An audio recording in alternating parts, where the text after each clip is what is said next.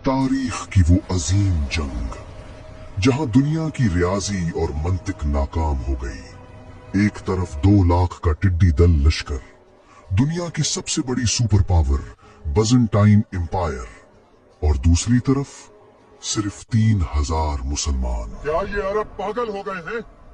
मौत के मुंह में खुद चलकर आ रहे हैं।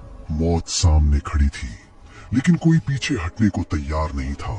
वो क्या जज्बा था जिसने 9 तलवारें तोड़ने वाले खालिद बिन वलीद को सैफुल्लाह बना दिया। आज हम वक्त का पर्दा सरका कर देखेंगे जंगे मौता का वो मंजर जो आज भी दुनिया के हर मिलिट्री जनरल को हैरत में डाल देता है। किस्सा शुरू होता है 8 हिजरी में, मदीना की पुरसुकून गलियों से दूर, शाम के तपते हुए सहराओं में। इस दौर में दुनिया का एक गैर तहरीरी कानून था, एक ऐसा उसूल जिसे बदतरीन दुश्मन भी नहीं तोड़ते थे, और वो ये था कि सफीरों को कत्ल नहीं किया जाता। रसूलुल्लाह सल्लल्लाहु अलैहि वसल्लम ने इसी आलमी कानून के तहत अपने एक सहाबी हजरत हारिस बिन उमैर रजी अल्लाह को एक खत देकर बसरा के हाकिम की तरफ रवाना किया। जब वो मौता के मकाम से गुजरकर बल्का पहुंचे तो वहां का गवर्नर शरहबील बिन अम्र अपने महल में तकब्बुर से बैठा था। ये गवर्नर रोमन एम्पायर का कठपुतली हुक्मरान था और ईसाई अरब कबीला गस्सान का सरदार था। मुसाफिर, तुम कहाँ जा रहे हो? मैं रसूलुल्लाह का कासिद हूँ और शाम के हाकिम की तरफ जा रहा हूँ। क्या तुम भी इस मोहम्मद के साथी हो जिसने अरब में हलचल मचा रखी है?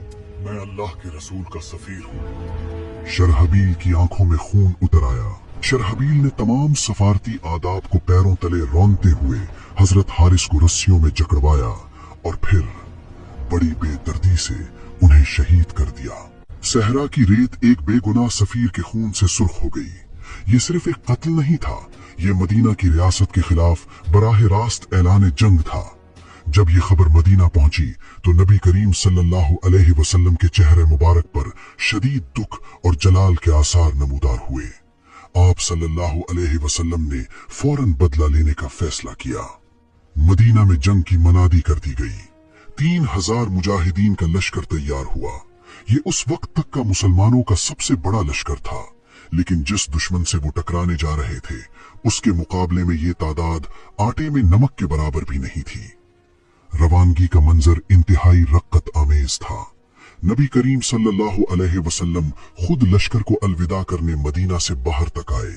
आप सल्लल्लाहु अलैहि वसल्लम ने सफेद झंडा तैयार किया और इसे हजरत ज़ैद बिन हारिसा रजी अल्लाह के हाथ में दिया, और फिर नबी करीम सल्लल्लाहु अलैहि वसल्लम ने वो तारीखी वसीयत फरमाई जो आज भी जंगी कवानीन की बुनियाद है।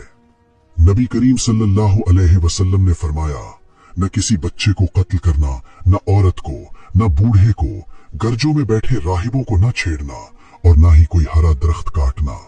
और अगर ज़ैद बिन हारिसा शहीद हो जाएं तो जाफर बिन अबी तालिब अमीर होंगे, और अगर जाफर भी शहीद हो जाएं तो अब्दुल्ला बिन रवाहा अमीर होंगे। लंबा और कठिन सफर तय करने के बाद जब मुसलमान उर्दन के इलाके मान पहुंचे तो जासूसों ने ऐसी खबर दी जिसने सबके होश उड़ा दिए।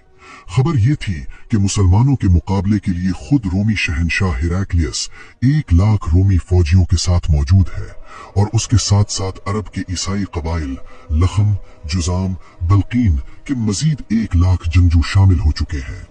जरा तसव्वुर कीजिए, एक तरफ सिर्फ 3000 थके हारे मुसाफिर